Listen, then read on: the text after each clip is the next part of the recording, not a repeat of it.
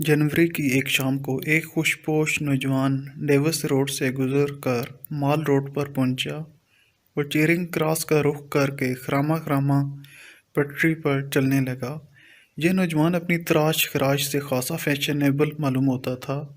चमकते हुए बाल, बारीक बारीक मूंछें गोया सुरमे की सिलाई से बनाई गई हों, बादामी रंग का ओवरकोट पहने हुए जिसका काज में शरबती रंग के गुलाब का एक आध खिला फूल अटका हुआ, सर पर सब्ज फेल्ट हैट एक खास अंदाज से टेढ़ी रखी हुई, सफ़ेद सिल्क का गलूबंद गले के गिर्द लिपटा हुआ, एक हाथ कोट की जेब में दूसरे में बैद की एक छोटी छड़ी पकड़े हुए, जिसे कभी कभी वो मज़े में आके घुमाने लगता था। ये हफ्ते की शाम थी, भरपूर जाड़े का ज़माना। सर्द और तंद हवा किसी तेज़ दाँत की तरह जिस्म पर आ के लगती थी, मगर इस नौजवान पर इसका कोई असर मालूम नहीं होता था। लोग खुद को गर्म करने के लिए तेज़ तेज़ कदम उठा रहे थे, मगर इसे इसकी ज़रूरत न थी। जैसे इस कड़कड़ाते जाड़े में इसे टहलने में बड़ा मज़ा आ रहा हो। इसकी चाल डाल से ऐसा बांगपन टपकता था कि तांगे वाले दूर ही से देखकर सरपट घोड़ा दोहराते हुए इसकी तरफ लपकते, मगर वो छड़ी के इशारे से नहीं कर देता। एक खाली टैक्सी भी उसे देखकर रुकी, मगर उसने नो थैंक यू कहकर उसे भी टाल दिया। जैसे जैसे वो माल के ज़्यादा बारनों की सेक तरफ पहुंचता जाता था, उसकी चौनचाली बढ़ती ही जाती थी। वो मुंह से सीटी बजा के रक्स की एक धुन निकालने लगा। एक दफ़ा जब आसपास कोई नहीं था तो यक बारगी कुछ ऐसा जोश आया कि उसने दौड़कर झूठ मूठ बाल देने की कोशिश की, गोया क्रिकेट मैच हो रहा है। रास्ते में वो सड़क आई जो लॉरेंस गार्डन की तरफ जाती थी, मगर इस वक्त शाम के धुंधलके और सख्त कोहरे में इस बाग पर कुछ ऐसी उदासी बरस रही थी कि उसने इधर का रुख न किया और सीधा चेरिंग क्रॉस की तरफ चलता रहा। उसने अपना रुमाल निकाला, जिसे जेब में रखने के बजाय उसने कोट की बाईं आस्तीन में उड़स रखा था और हल्के हल्के चेहरे पर फेरा ताकि कुछ कुछ गर्द जम गई हो तो उतर जाए। पास ही घास के एक टुकड़े पर कुछ बच्चे एक बड़ी सी गेंद से खेल रहे थे। वो बड़ी दिलचस्पी से उनका मैच देखने लगा। बच्चे कुछ देर तक उसकी परवाह किए बगैर खेल में मसरूफ रहे, मगर जब वो बराबर तक ही चला गया तो वो रफ्ता रफ्ता शर्माने से लगे और फिर अचानक गेंद संभाल कर हंसते हुए और एक दूसरे के पीछे भागते हुए घास के इस टुकड़े ही से चले गए। नौजवान की नज़र सीमेंट की एक खाली बेंच पर पड़ी और वो उस पर आके बैठ गया। उस वक्त शाम के अंधेरे के साथ साथ सर्दी और भी बढ़ती जा रही थी। उसकी ये शिद्दत ना खुशगवार न थी। माल रोड पर मोटरों और बाइसाइकिलों का तांता बंधा हुआ था। पटरी पर चलने वालों की भी कसरत थी। अलावा अजीं सड़क की दो रैया दुकानों में खरीदो फरोख्त का बाजार भी गर्म था। जिन कम नसीबों को ना तफरीह तबा की इस्तात थी ना खरीदो फरोख्त की, वो दूर ही से खड़े खड़े इन तफरीह गाहों और दुकानों की रंगारंग रोशनियों से जी बहला रहे थे। नौजवान सीमेंट की बेंच पर बैठा अपने सामने से गुजरते हुए जनो मर्द को गौर से देख रहा था। उसकी नज़र उनके चेहरों से कहीं ज़्यादा उनके लिबास पर पड़ती थी। इनमें हर वज़ा और हर कुमाश के लोग थे। बड़े बड़े ताजर, सरकारी अफसर, लीडर, फनकार, कॉलेजों के तलबा और तलबात, नर्सें, अखबारों के नुमाइंदे, दफ्तरों के बाबू, ज़्यादातर लोग ओवरकोट पहने हुए थे। हर किस्म के ओवरकोट, कराकली के बेशकीमत ओवरकोट से लेकर खाकी पट्टी के पुराने फौजी ओवरकोट तक जिन्हें नीलाम में खरीदा गया था। नौजवान का अपना ओवरकोट था तो खासा पुराना, मगर इसका कपड़ा खूब बढ़िया था। फिर वो सिला हुआ भी किसी माहिर दर्जी का था। इसको देखने से मालूम होता था कि इसकी बहुत देखभाल की जाती है।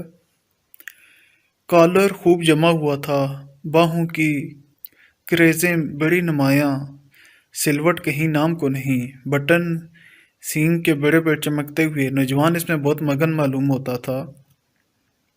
एक लड़का पान बीड़ी सिगरेट का संदूकचा गले में डाले सामने से गुजरा। नौजवान ने आवाज दी, पान वाला, जनाब 10 का चेंज है तो नहीं, ला दूंगा, क्या लेंगे आप? नोट लेके भाग गया तो? अजी वाह, कोई चोर चुका हूँ जो भाग जाऊंगा? एतबार ना हो तो मेरे साथ चलिए। लेंगे क्या आप? नहीं नहीं, हम खुद चेंज लाएंगे। लो ये अकन्नी निकल आई, एक सिगरेट दे दो और चले जाओ। लड़के के जाने के बाद वो सिगरेट के कश लगाने लगा। एक छोटी सी सफ़ेद रंग की बिल्ली सर्दी में ठठरी हुई बेंच के नीचे उसके कदमों के पास आकर म्याऊं म्याऊं करने लगी। इसने पचकारा तो उछल कर बेंच पर आ चढ़ी। उसने प्यार से उसकी पीठ पर हाथ फेरा और कहा, पुअर लिटिल सिवल। अब 7 बज चुके थे और वो माल की पटरी पर फिर पहले की तरह मटरगश्त करता हुआ चला जा रहा था। एक रेस्तोरां में ऑर्केस्ट्रा बज रहा था। अंदर से कहीं ज्यादा बाहर लोगों का हजूम था। इनमें ज्यादातर मोटरों के ड्राइवर, कोचवान, फल बेचने वाले जो अपना माल बेच के खाली टोकरे लिए खड़े थे, कुछ राहगीर जो चलते चलते ठहर गए थे, कुछ मजदूरी पेशा लोग थे और कुछ गुदागर। नौजवान पल भर के लिए रुका और फिर आगे बढ़ गया।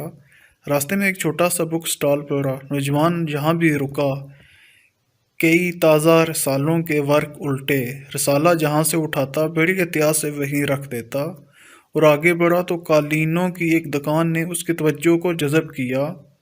मालिक दुकान ने जो एक लंबा सा चुगा पहने और सर पर कुल्ला रखे था, गर्मजोशी से उसकी आवभगत की।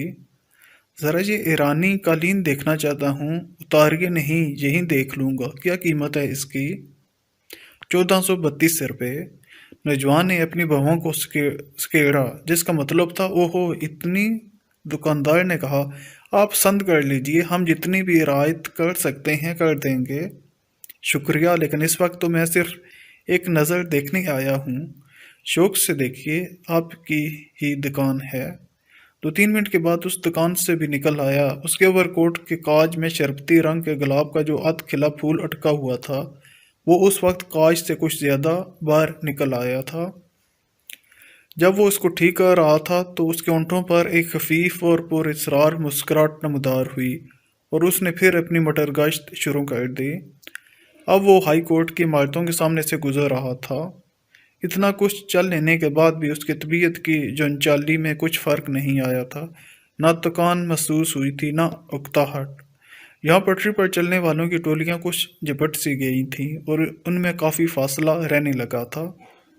उसने अपनी बैत की छड़ी को एक उंगली पर घुमाने की कोशिश की, मगर कामयाबी ना हुई और छड़ी ज़मीन पर गिर पड़ी।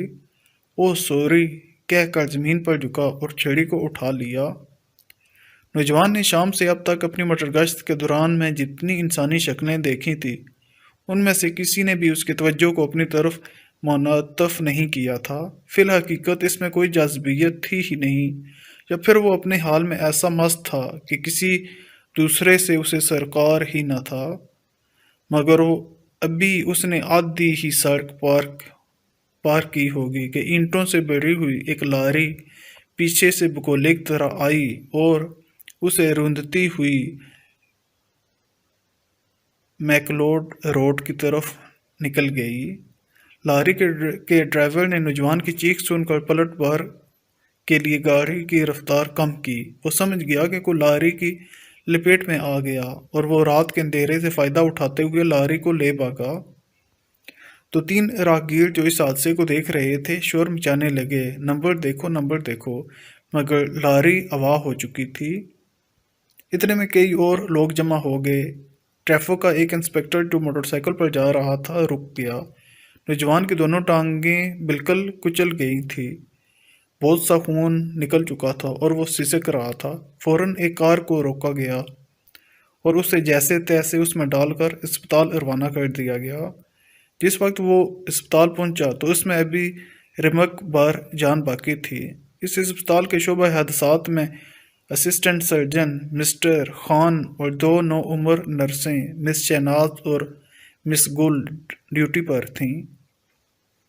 جس وقت اسے اسٹریچر پر ڈال کے آپریشن روم میں لے جایا جا رہا تھا تو ان نرسوں کی نظر اس پر پڑی۔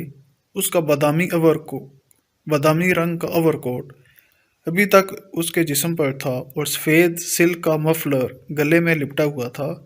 اس کے کپڑوں پر جاپ جا خون کے بڑے بڑے دھبے تھے۔ کسی نے از راہ دردمندی اس کی سبز فیلڈ ہیٹ اٹھا کے اس کے سینے پر رکھ دی تھی تاکہ کوئی اڑا نہ لے جائے۔ شہناز نے گل سے کہا، کسی بھلے گھر کا معلوم ہوتا ہے بیچارہ۔ گل دبی آواز میں بولی، خوب بن ٹھن کے نکلا تھا بیچارہ۔ ڈرائیور پکڑا گیا یا نہیں؟ نہیں، بھاگ گیا۔ کتنی افسوس کی بات ہے۔ آپریشن روم میں اسسٹنٹ سرجن اور نرسیں چہروں پر جرائی کے نقاب چڑھائے جنہوں نے ان کی آنکھوں سے نیچے کے سارے حصے کو چھپا رکھا تھا، اس کی دیکھ بھال میں مصروف تھے۔ اسے سنگ مرمر کی میز پر لٹا دیا گیا۔ اس نے سر میں جو تیز خوشبودار تیل ڈال رکھا تھا اس کی کچھ مہک ابھی تک باقی تھی۔ پٹیاں ابھی تک جمی ہوئی تھیں۔ حادثے سے اس کی دونوں ٹانگیں تو ٹوٹ چکی تھیں مگر سر کی مانگ نہیں بگڑنے پائی تھی۔ اب اس کے کپڑے اتارے جا رہے تھے۔ سب سے پہلے سفید سلک کا گلوبند اس کے گلے سے اتارا گیا۔ اچانک نرس شہناز اور نرس گل نے بیک وقت ایک دوسرے کی طرف دیکھا۔ اس سے زیادہ وہ کر بھی کیا سکتی تھی؟ چہرے جو دلی کیفیات کا آئینہ ہوتے ہیں جرائی کے نقاب تلے چھپے ہوئے تھے اور زبانیں بند۔ نوجوان کے گلبند کے نیچے نیکٹائی اور کالر تو کیا، سرے سے قمیض ہی نہیں تھی۔ اوور کوٹ اتارا گیا تو نیچے سے ایک بوسیدہ اونی سویٹر نکلا جس میں جا بجا بڑے بڑے سوراخ تھے۔ ان سوراخوں سے سویٹر سے بھی زیادہ بوسیدہ اور میلا کچیلا ایک بنیان نظر آ رہا تھا۔ نوجوان سلک کے گلبند کو کچھ اس ڈب سے گلے پر لپٹے رکھتا تھا کہ اس کا سارا سینہ چھپا رہتا تھا۔ اس کے جسم پر میل کی تہیں بھی خوب چڑھی ہوئی تھیں۔ ظاہر ہوتا تھا کہ وہ کم سے کم پچھلے 2 مہینے سے نہیں نہایا۔